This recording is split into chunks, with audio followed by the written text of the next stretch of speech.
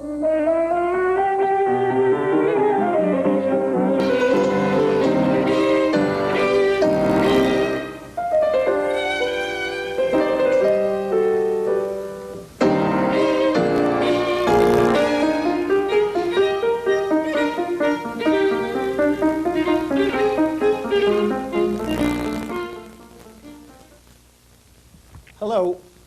my name is Jeff Steinberg, and I'm delighted to welcome you to a very special broadcast of the LaRouche Connection. We have with us in the studio today three gentlemen with an extraordinary story. Terry Reed served in Air Force intelligence in Southeast Asia during the Vietnam War. He's a machine tool industry executive and a licensed pilot. Beginning in 1982, he was drawn into the Reagan-era secret wars in Central America. His experiences over the next 10 years gave him a unique vantage point from which to see the corrupting of our military, judicial, and political institutions. His incredible story is now the subject of a book, Compromised: Clinton, Bush, and the CIA, published by SPI. The book has already made it onto the Los Angeles Times' bestseller list and is now in its third printing. John Cummings co-authored the book with Terry Reed. He's an award-winning journalist. He wrote for years for Newsday and is the author of 3 other books. John is a specialist in organized crime, money laundering, and the intelligence business. Compromise drew on all 3 of those areas of expertise. Robert Maloney is a New York City attorney. He is currently representing Terry Reed in 2 federal civil court actions, one in New York against Time magazine and journalist Richard Behar, and the other in Little Rock, Arkansas against former Arkansas State Police Captain Raymond Young and former State Trooper Tommy Baker. That case is scheduled for trial in September of 1994. Probably every one of you watching this show today is familiar with the Iran-Contra affair. You're familiar with the role of Lieutenant Colonel Oliver North in that scandal. Most of you have probably heard allegations that the arming of the Nicaraguan Contras involved the illegal smuggling of cocaine into the United States. Probably a smaller number of viewers are aware of the role played by Vice President and later President George Bush in those scandalous activities. And an even smaller number of you who've closely followed those unfolding scandals are familiar with a man named Barry Seal and his activities in an out-of-the-way place called Mena, Arkansas. Of course, I'm sure that all of you are familiar with the more recent scandals swirling around the current occupant of the White House, Bill Clinton. Whitewatergate, Troopergate, and what some of the British tabloids have dubbed Fornegate. But unless you've read Terry Reed and John Cummings' book, or have seen the recent reviews of that book published in the New Federalist newspaper or Executive Intelligence Review magazine, you probably have no idea just how closely intertwined the Iran-Contra and Clinton-Gate stories really are. This is the subject of today's show. Terry, I want to begin by reading a brief quote from the author's note at the very beginning of your book. You write, quote, "Despite what I know about Bill Clinton's involvement with the CIA, I still voted for him. I, like many Americans, voted for change. The country had to get rid of George Bush and the outdated, misguided attitudes demonstrated by his wing of the Republican Party," unquote. You may have been very well the hardest-earned vote that Bill Clinton received in 1992. Give us an idea of how you came to be involved in Arkansas. Tell us about the Mena project. I believe that the story actually begins in Oklahoma City with, of all people, Lieutenant Colonel Oliver North. Well, I feel the story actually begins in Carthage, Missouri, where I was raised and where I accepted the American value system and the obligation of serving my country.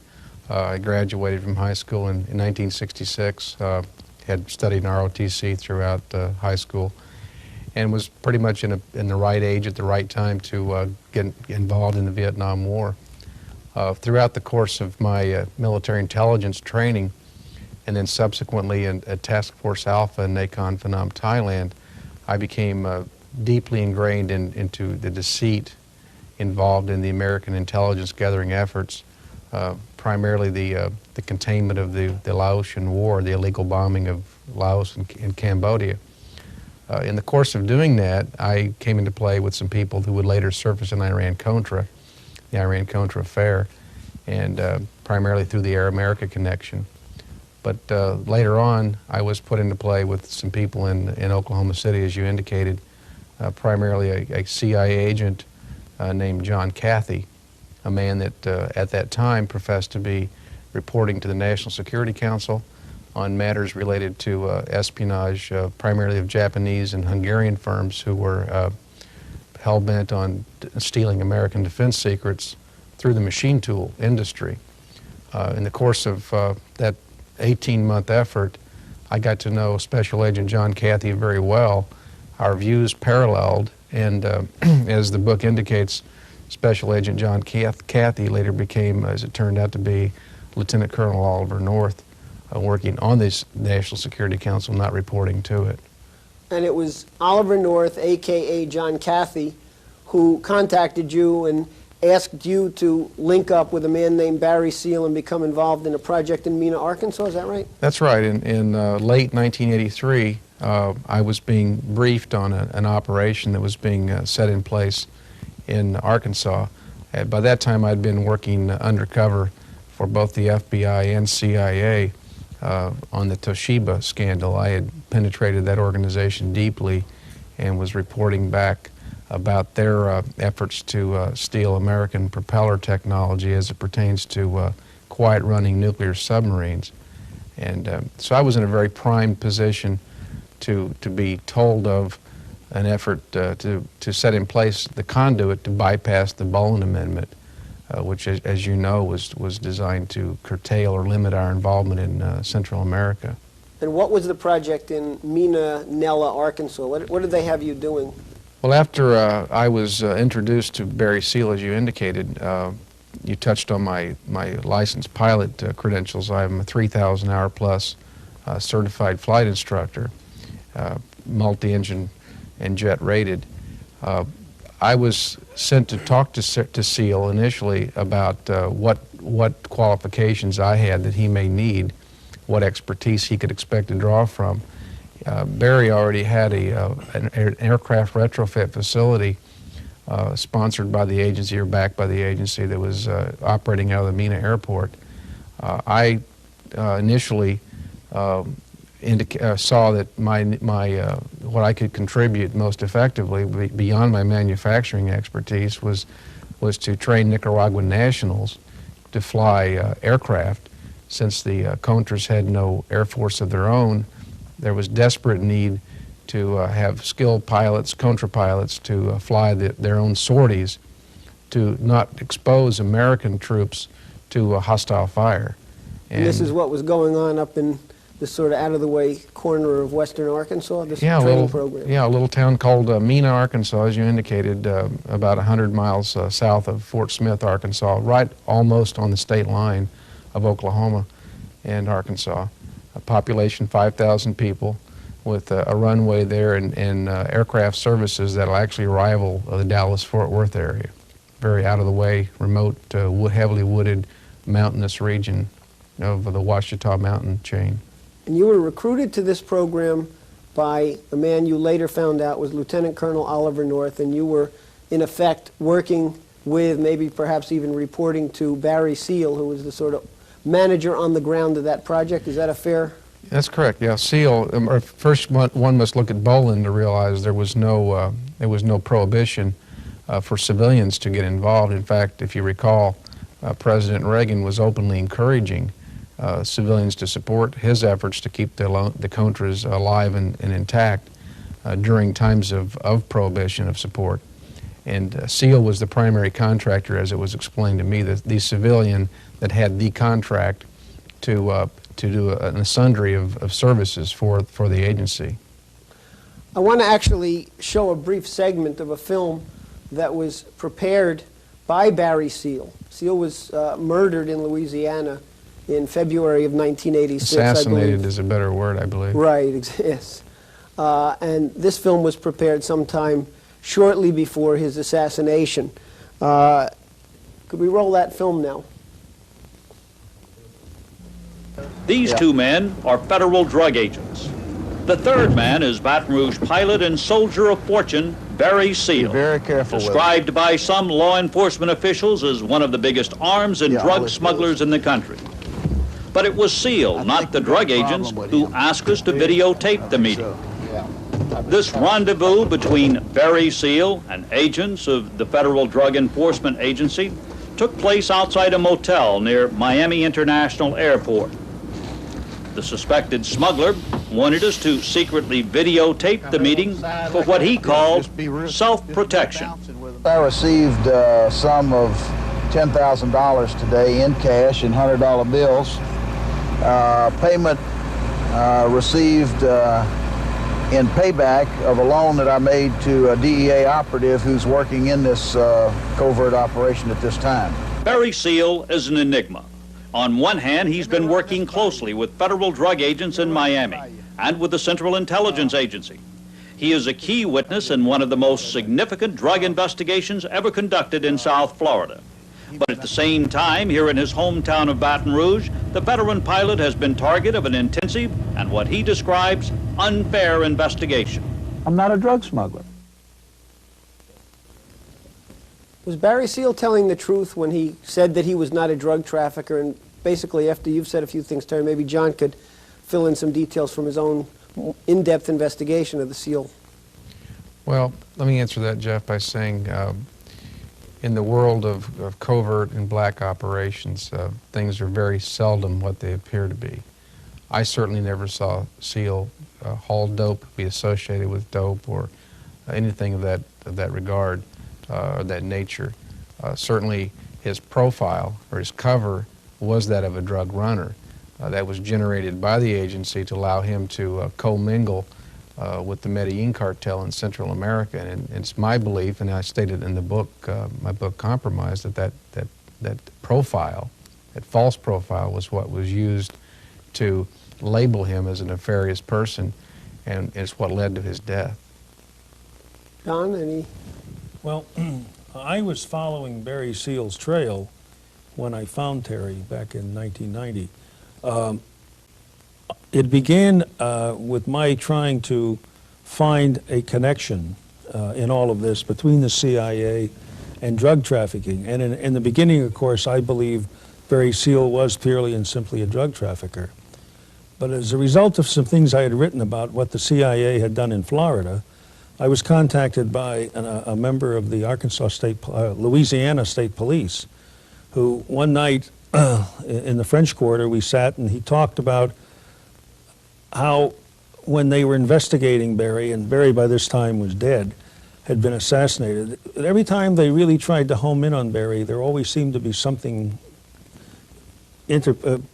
stepping between them and Barry, that somehow there was a force that was protecting Barry. And they said, what really made us wonder what was going on is that he moved up to Arkansas, and that we never could quite figure out what he was doing in Arkansas.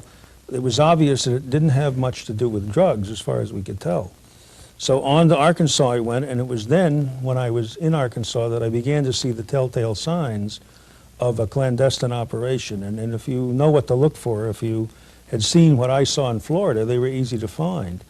And it was at this point I began to look for a connection between Barry Seal and the CIA, and it turned out to be Oliver North. The person that put all this together for me was Terry. Terry was my discovery and my Rosetta Stone. Now, Terry, in the book, you at great length describe a conversation that you had with Barry Seal in late 1985, shortly before his assassination. It was, I believe, in an airplane flying back from Central America to the United States. And he made some rather extraordinary charges about then Vice President George Bush and some members of his family. Could you comment a little bit on that? Tell our listeners about that. Well, to sort of set the stage for that conversation, one must almost go to intelligence school to appreciate what I outlined for them in that book, in that conversation. The the world of intelligence is not as it appears in the movies and 007 shows. It's about dirty, seedy business for the most part, of learning how to compromise people, control them, manipulate them, and get information that you need to carry off an operation. Blackmail, among other blackmail is a good word for it, although that's not the term that's used in intelligence training. SEAL was a master at blackmail. In fact, he referred to it as neutralizing material, meaning, excuse me, he could neutralize opponents and control them. He was actually my intelligence mentor on the civilian side of this. He was very good at it, had a photographic memory, didn't drink alcohol, always had a clear mind, and a person who I really fondly admired, I might add. But the meeting that you're talking about was one in which Barry, I think, had amassed the ultimate neutralizing material. On that trip coming back from Ilopango back to the U.S., he was telling me that through a surveillance operation that the DEA had conducted, there had been photographic evidence attained and documentation to prove that President Bush's children had been ensnared in a trap to transport and traffic in cocaine, and that he had copies of that material, and that was his ultimate protection in an effort to defend himself against an ever-tightening noose that was developing around his neck as he was being double-crossed by agents and operatives up in the U.S. Based on what you know about Mena and, of course, this particular conversation with Barry Seal, do you have any personal theories about why he was killed and who ultimately ordered his assassination? I certainly do. I might point out that my co-writer John and I are working on another book that picks up where this book left off, and it's a really dangerous trail we're following, because I feel that the material that caused him to be eliminated was his knowledge of not only that, but several other key pieces of evidence that he was attaining about key politicians within the U.S. that were protecting the drug business. But let's just say this, it was certainly convenient the way he was assassinated, put on public display, pinned down in a location he could not move. They knew he had a contract on him. I mean, the federal agents knew that the Medellin cartel had issued a hit on him. Certainly at that time, he was the most valued witness the DEA had ever created. He had first-hand knowledge of both Escobar and Ochoa and their habits and patterns of movement. It's ridiculous to believe that they would take their most valuable asset and put him in a position to be assassinated. So yes, I feel, and I think we'll be able to prove it eventually, that certainly some people in very high places helped pull the strings that put him in that Salvation Army halfway house in Baton Rouge, where he was ultimately assassinated. And if I could add to this, Jeff, Barry did leave behind some evidence of what he was claiming, which has found its way into our hands. Because he was convinced that he was being set up, and it was almost he had resigned himself to being killed, and he left behind some mementos and some, well, tape recordings with various people that are quite startling. Jeff, several people associated with the Mena operation have died or been murdered. I'd like to point out that's the main reason that John finally convinced me to do a book. I might point out I never intended to write a book about this. I felt that this whole story should be played out in federal court someplace to let the judges know, and then at least the inside of the Justice Department understand how out of control certain aspects of the CIA had become. But with that said, those efforts haven't been effective to date. And John convinced me that we needed to write a book, or I needed to write a book to get this all down on paper before something happened to me. In addition to Barry, his co-pilot, Emil Camp, another friend of mine, died very mysteriously in an airplane crash. Another person that we'll bring up here momentarily, I'm sure, another agent in Mexico died. People are dropping like flies. They were associated with the Mena program.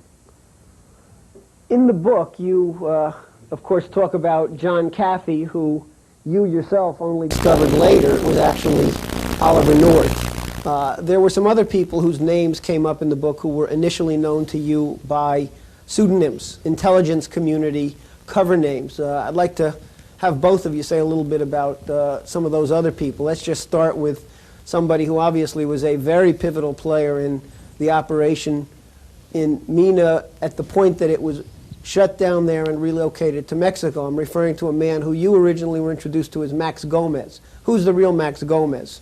Well, first of all, I'd like to say that as an operative or an agent, you're taught to not try to find out the true identity of an individual. You don't go off on little excursions of your own trying to get to the bottom of things. You're trained to take things at face value. It's your own security, your protection as well as theirs.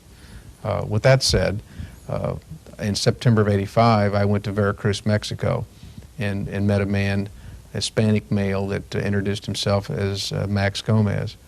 I later came to find out that that was actually a person by the name of Felix Rodriguez, a CIA agent, a man involved in the Bay of Pigs, and a man involved in the capturing and execution of Che Guevara.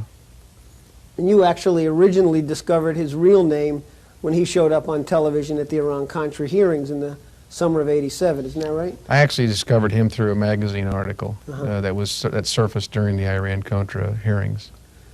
Now, Gomez Rodriguez was the man in charge of the operation when it relocated to Mexico. Is that As it pertains to Mexico, yes. I might point out that we've sort of skipped through the fact that in addition to the Contra training effort in Arkansas, there was actually another compartmentalized operation that of taking weapons that were being drawn from National Guard armories in Arkansas, and combined with some parts that were being manufactured for the CIA by a covert group, again in Arkansas.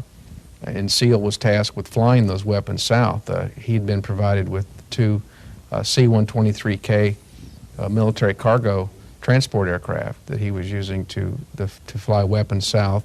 And now, from what I saw firsthand, he was flying cash, not drugs, back into the Mena area. And this was cash that I was initially told was to complete the manufacturing loop, the money that was needed to service the subcontractors, buy new raw materials, pay salaries and whatnot. And at a certain point, much of that operation was sort of lifted lock, stock, and barrel and going to be moved Lock, to stock, and northern, barrel is a good selection of terms, yeah. and moved down to Mexico, including both the manufacturing and the transiting activities. Yeah, I was involved in the training aspects for approximately 15 months. We successfully graduated 24 students to either be pilots or ground controllers in the field to direct in the aerial delivery sorties. The Boland Amendment, the pressure was off in the spring of '86. There were a lot of indications that Congress was going to completely remove it. So there was some slack time, and it was decided that because of lax security, you had federal investigators, state investigators, county investigators, DEA, IRS, a multitude of investigations were almost ready to penetrate the whole clandestine operation in Mena. So for those reasons and others, it was decided to curtail it and move it to the Guadalajara, Mexico area. And was there a local Politico, a kind of a parallel to the cooperation that the governor in Arkansas gave to this project there on the scene in Mexico also? Oh, certainly. We haven't touched on the fact that through the course of my working there in Arkansas, I did finally confirm for myself firsthand that Governor Clinton was aware of our operation and knew of the nuts and bolts or the mechanics of what was going on there. As I got handed off to the Mexican operation, I was briefed on another governor, actually an ex-governor in this case, in the state of Michoacan, that was cooperating with the CIA in a very, very similar nature, and his name is Cuauhtemoc Cardenas. So Cardenas was, in effect, working closely with Felix Rodriguez on the Mexico project? Is that a safe? Yeah, from what I could see, Cardenas was the Clinton counterpart for Mexico. What Clinton was in Arkansas, Cardenas was in Mexico. In your book, you've got some rather graphic language of Rodriguez describing the fact that Cardenas was basically on the CIA pad and would do anything that he was told to do by Rodriguez. Well, he indicated that whatever needed to be done in Mexico, he could arrange to have done. He was the facilitator, as I viewed it. I don't want to allege that he did nothing outside of the control of the CIA, but again, you had a remote state, a state that was very sparsely populated, a state that was very stricken with poverty, just almost an absolute mirror image of what Arkansas was in the late 70s, early 60s, and they were desperate. They were wanting to get their fair share of an export economy, and what we were bringing to them was high-tech manufacturing. We were going to build a facility near the city of Morelia to manufacture weapons components. And there was, of course, in Mexico, another person that Terry became intertwined with. And Terry originally met him through Rodriguez, and his name, he was introduced to Terry as Pat Weber. And Pat Weber, it turns out, was in fact an Israeli official whose real name is Amram Nir, and is the man who has now been documented. He was the man that briefed George Bush on the Iranian initiative. So you were in Mexico working with Amram Nir, who was also obviously a highly trusted Israeli government official. He was also privy to the Iran operations. And he was one of the people, I believe he attended several of the planning meetings, according to the way you describe it in the book, and he was one of the people you had dealings with periodically in Mexico. Is that right? That's correct. I viewed Mr. Weber, by the way. I had no knowledge of his identity either. I viewed Pat as the linkage to the governor of Cardenas, the ex-governor. Very powerful man. They seem to go back in their relationship for quite some time, and it's no new news that the Israelis have had an embassy there for quite some time. What they do there, I think, is still up for grabs. But from what I saw, they were deeply involved in the weapons import, export, or manufacturing concepts of this story.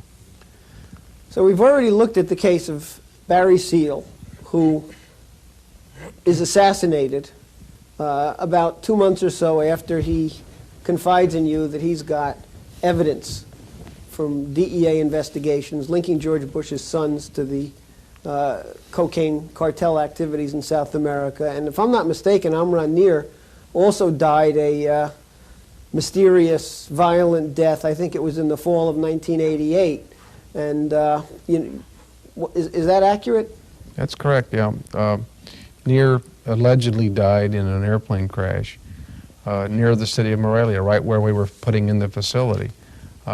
He died in a single-engine airplane, which I find very strange indeed, in that on the occasion that I flew with Amram, I had a twin-engine airplane, and he did not want to even fly in a small twin-engine airplane. He didn't trust small aircraft.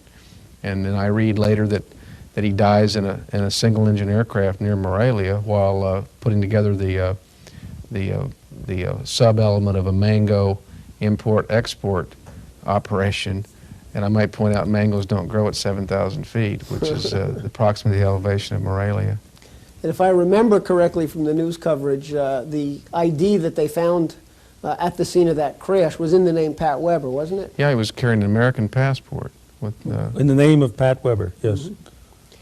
All right, now, you're down there in Mexico. You've relocated from Arkansas down to Mexico. You're working with Rodriguez and Amram Nir, and getting this project off the ground, a kind of a mirror of the Mena, Nella, Arkansas effort. But it didn't last very long, at least your involvement, did it? What happened that prompted you to pick up stakes and head back to the U.S.? Well, first of all, it was a disastrous time frame for us. About the time I got the program up and running at Guadalajara, the company's name was Maquinaria Internacional, or Machinery International, Inc. By the time we got the thing more or less limping along and up to partial speed, receiving weapons, transshipping weapons out of the Guadalajara airport, Machinery International whole purpose was to serve as a front company for that activity. As you pointed out in the intro, my background is high technology manufacturing, so my task was to set up a trading company to house machine tools. What the public was not supposed to know, or the world, was in the back of the warehouse was where we also stored large crates full of weapons, which Southern Air Transport, a company out of Florida, was tasked with moving by air.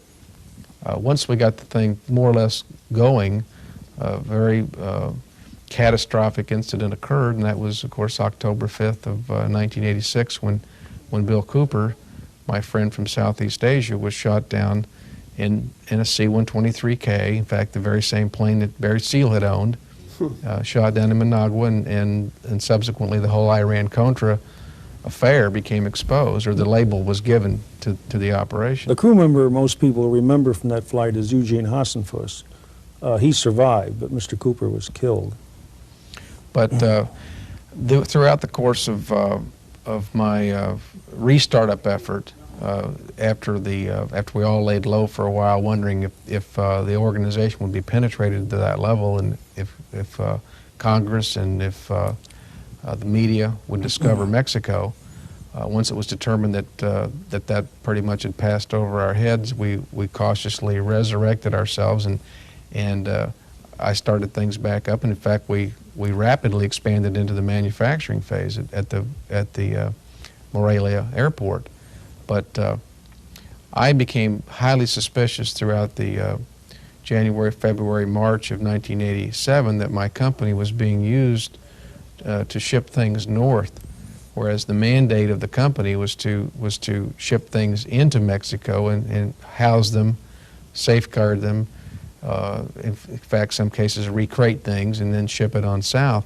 But the incident you're referring to is by July of 1987, I had come face to face with the shocking reality that certain assets and agents working for the CIA were in fact trafficking in cocaine in a very, very large way.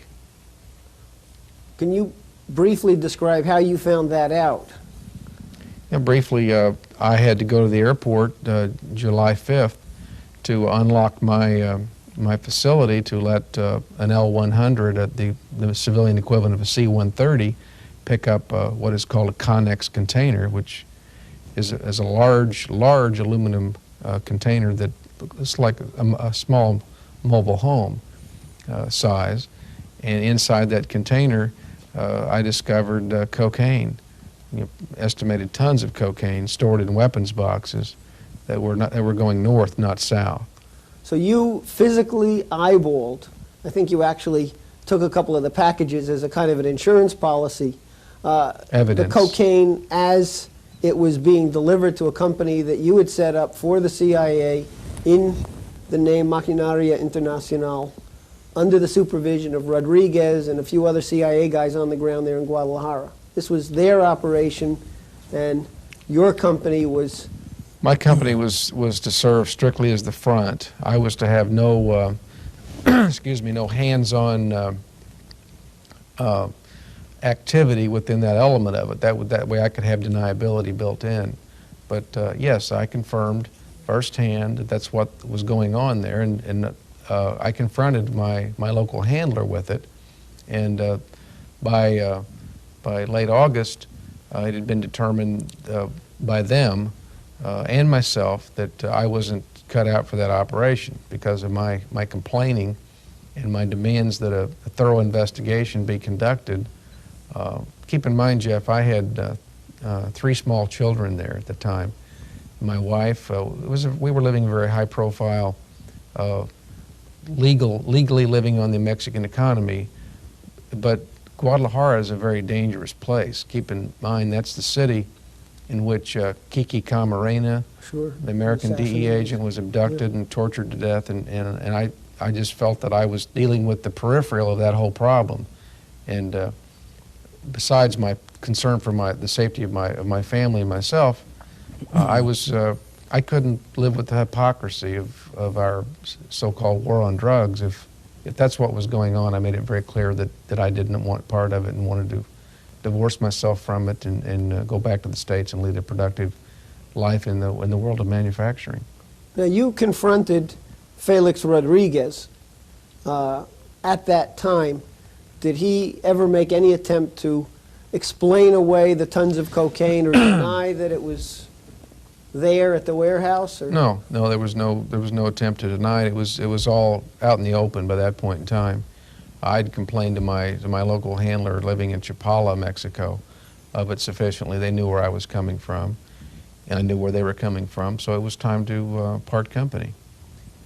You picked up your family, you returned to the United States, and what happened to you at that point? And this may be a point where Robert might want to also jump in and give some of the legal details of it, but I think that the first thing is you found yourself, in effect, running for your life and the life of your family. Well, Terry had become a liability.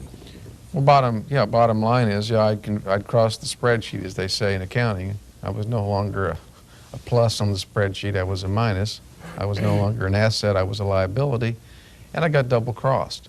I found out that these people who profess to be men of honor that work in a paperless, contractless society, as we all had grown to understand how our relationships were in this operation. I found out that they were scoundrels, that they had very little value for the lives of the people that they should be protecting. I was labeled a drug dealer, armed and dangerous. They wanted to kill me, and then I ran. I took my family to safeguard them, and we took off and serpentined across America, hid out for the better part of 6 months.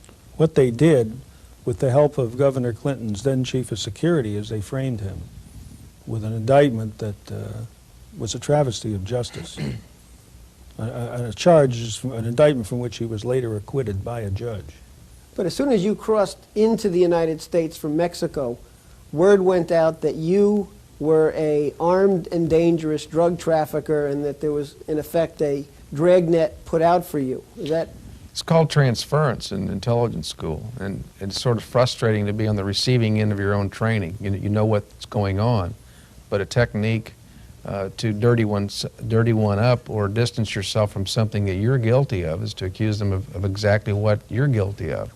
And the computer data that I have from EPIC, El Paso Intelligence Center, and FBI files that I've been able to get my hands on, yes, they put me in the computer in the worst possible profile, the worst possible posture for me to be apprehended by a police officer under any circumstances, a traffic violation or whatever. They were out to, I mean, all I thought of, Jeff, was Barry Seal throughout that whole ordeal. I could see myself being machine gunned to death, just as he had, just as Seal had bought the farm. I felt that was my fate as well. Ironically, I guess it was at the point that you and your wife were both actually indicted in federal court. That was the point at which you surfaced and the arena shifted to the courtroom rather than the sort of subterranean world of ducking from federal agents. Well, again, I used my escape and evasion Air Force training and my training as a pilot for fear control to put together a plan that I successfully evaded their efforts to apprehend me. When that didn't work, they had to fall back upon some effort to force me out. I'm sure they knew I was alive somewhere. And the good old FBI finally showed up in my hometown of Carthage, Missouri, and interrogated my 72-year-old mother to the point that she had a heart attack.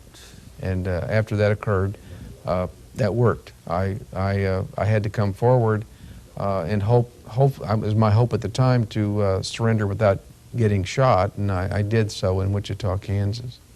Robert, you weren't the attorney in that particular case, but maybe you could just sort of give us a quick summary of how that federal criminal prosecution against Terry and his wife worked out, and then maybe we can lead into these currently pending civil suits. Well, the civil rights suit that we have pending in Arkansas against Buddy Young, Clinton's chief of security, and a man named Tommy Baker, who was a former Arkansas state trooper. That suit stems from the criminal case against Terry and Janice Reed, which spanned a period of time from '88 till late 1990. So they were in the criminal justice system for 2.5 years. Now, Jan Reed was one of the defendants for 2 years, and after 2 years, the government meekly dropped all the charges against her, claiming finally that they had no evidence against Janice Reed. They just dropped the charges voluntarily. But it was only 6 months later that Judge Frank Tice, on his own motion, asked the government and Terry's lawyer to try the case on a set of stipulated facts, after which the judge acquitted Terry, saying that the government had no evidence to convict him.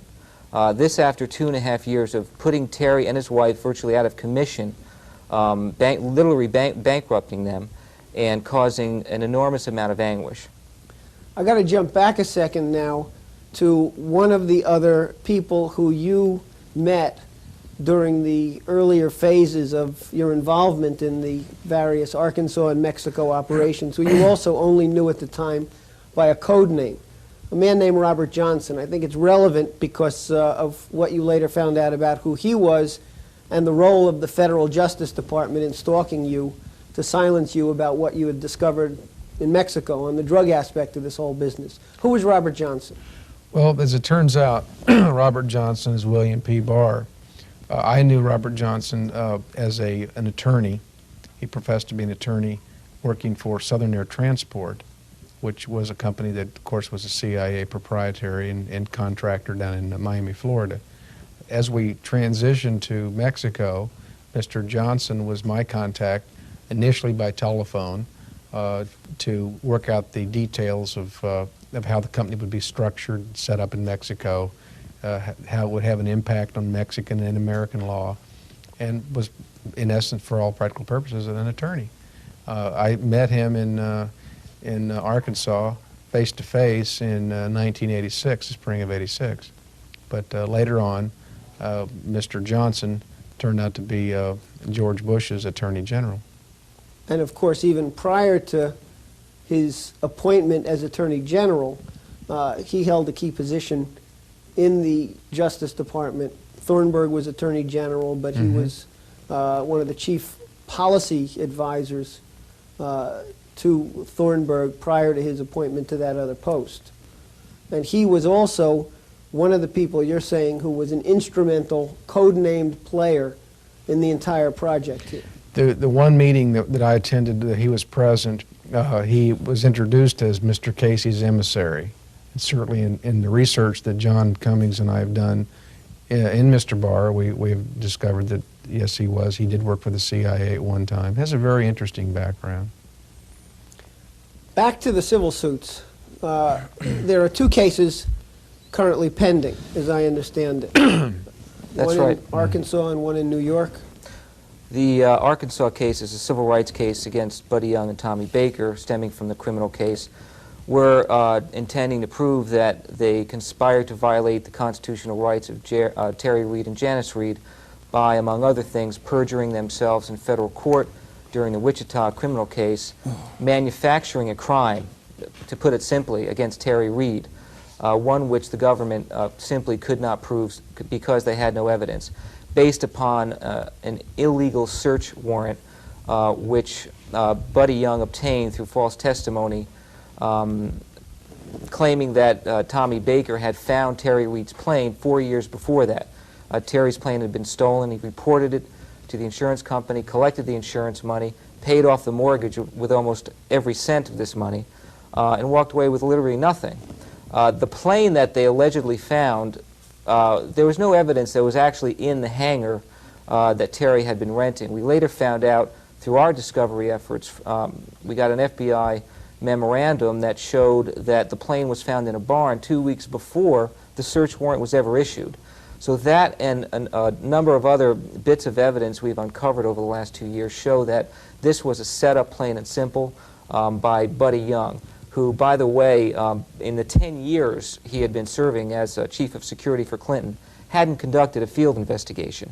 This is a man who wore a suit to work. He admitted that he botched the whole investigation. So we're going to prove, in addition, the motive why this man would set up Terry Reid. And obviously, if you read the book, you'll see Terry Reid knew an awful lot about the goings-on of Arkansans, politicians and businessmen as it relates to the Contra effort. Yet it would seem that, at least in appearance, there was an ongoing relationship between some of the people who stayed behind in Arkansas and some of the events that took place in Mexico once the activity transferred down there. In other words, you had your falling out with Rodriguez, crossed the border back into the United States, and some of the same old Arkansas characters pop up again in helping to make you a fugitive. Is that a... Well, if I could interrupt here, it was very clear when Terry left Arkansas that Bill Clinton very much wanted him to go. He did not want him around. He did not want someone in Arkansas that had the knowledge that Terry had. So Terry was not just, you know, Terry had become a liability to everybody. He'd become a liability to Bill Clinton, and like Barry Seal, he'd become a liability to George Bush. And not intentionally, Jeff. I mean, just I think it was through shoddy control of the operations. I was one of the very few people involved in the whole Mena affair that had any formal intelligence training. As you activate civilians and bring in these assets, it's amazing. It was amazing to me to see the lack of professionalism. It was done in a very hurried up nature, and a lot of rules were broken. That's where Seal's forte, of course, came in. But over the course of almost 2 years, I transitioned through 3 separate and distinct operations in Arkansas, each one which had a different code name.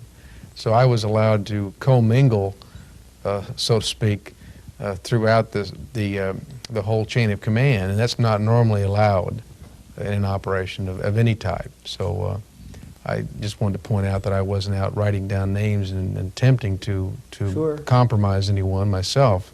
It was just through osmosis that I developed an interesting list of characters.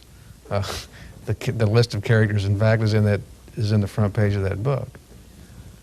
Some of the most fascinating material in the book, from my standpoint, apart from the actual just narrative, were a number of the conversations that you had with people like Neer and others. One of the things that came across was that even within the Reagan administration, there seemed to be rather distinct, divergent philosophical camps in there. Sure. You recounted a discussion with Neer in which he explained what the problem was with Ronald Reagan and the differences between Reagan and Bush on some very fundamental axiomatics of international politics. Maybe you could tell us a little bit about that. Sure, I'd love to. In fact, let's talk about why I got involved to begin with, first of all. As I got to know Special Agent John Cathy, a.k.a. Oliver North in Oklahoma, philosophically, I discovered he and I had a lot in common, and he became very excited in our one-on-one private discussions throughout 1983 in that he was getting information that there was a doctrine being developed within the Reagan administration to totally destroy communism in 8 years or less, to literally eliminate the USSR as we knew it. That excited me. I was raised under a nuclear threat my entire life, and I thought, well, why should my children be raised like this? This is what I was trained to do. I'm a product of the Cold War. My job is to destroy this creature and get rid of it once and for all, and I felt that North felt the same as I did. I felt it was an opportunity for me to get involved in the Arkansas operation because that was our goal. Our mission was to support the Contras at all cost, not for America to get engaged in a shooting war, but as a mechanism to deflect the attention, the USSR's attention, away from their domestic problems, let them erode their manufacturing base even further, erode their asset base even further, and hopefully bankrupt them. With that said, here I am in Mexico with an Israeli agent telling me that George Bush didn't see it that way, that George Bush and his group, his inner circle, felt that Reagan was a threat to world peace, world security, that there was, in essence, there was a cowboy at the helm. They just couldn't quite see the big picture of things. And so here you had an operation out to one faction is trying to eliminate the USSR, the other faction is saying, no, that's dangerous, let's keep it alive, and I was sort of caught in the middle.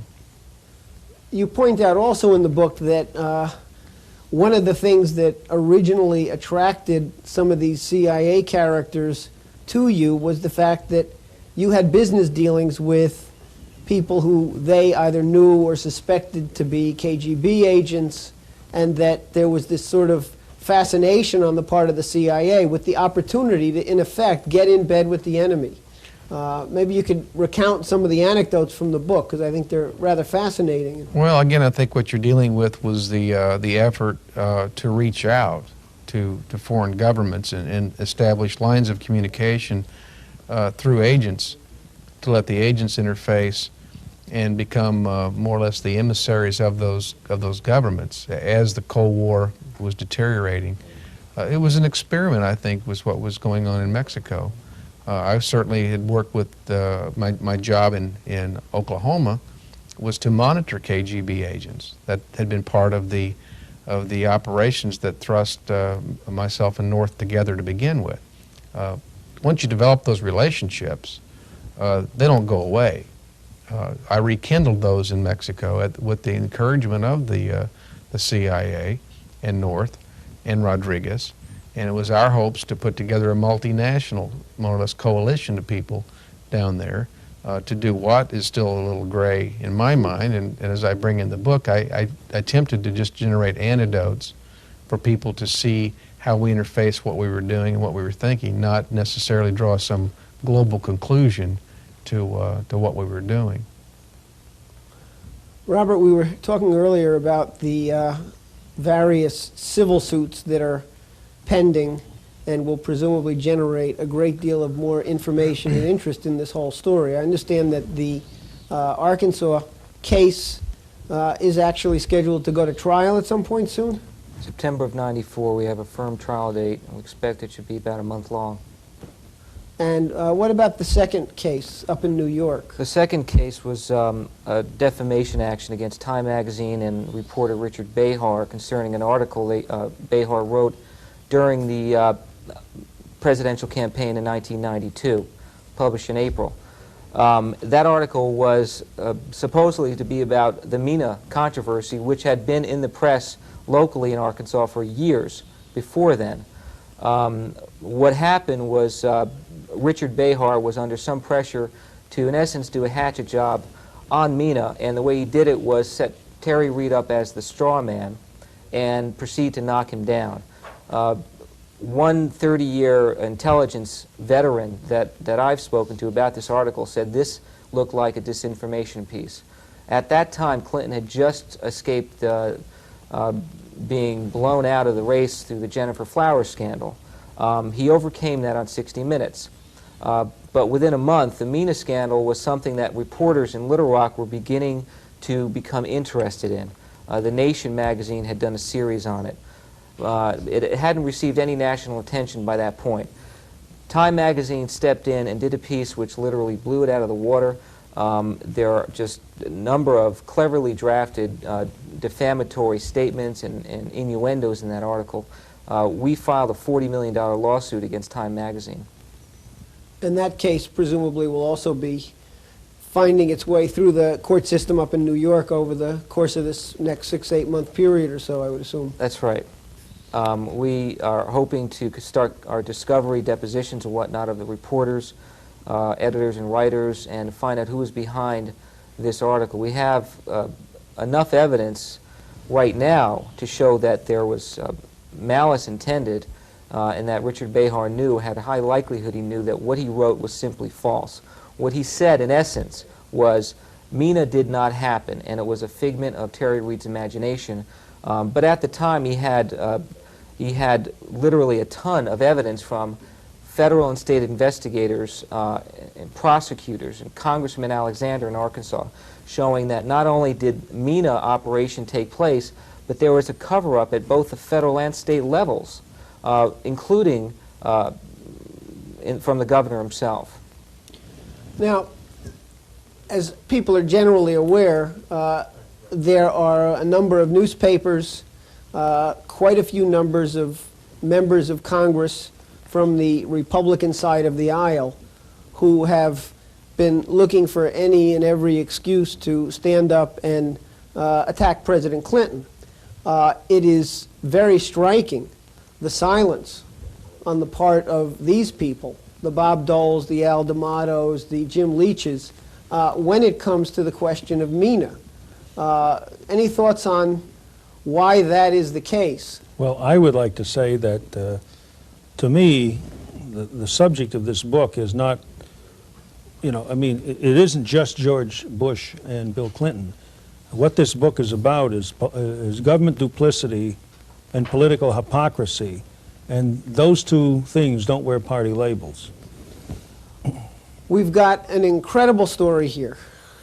We've got a CIA apparently inserting itself into both political parties. We've got allegations and apparently eyewitness accounts of gun running and drug running on the part of the U.S. government. And this is a big story, which I'm quite certain we haven't heard the last of. I want to thank all three of you very much for being here tonight and today, and wish you the best of luck with the book. Thank you, Jeff. Thank you. Thank you, Jeff.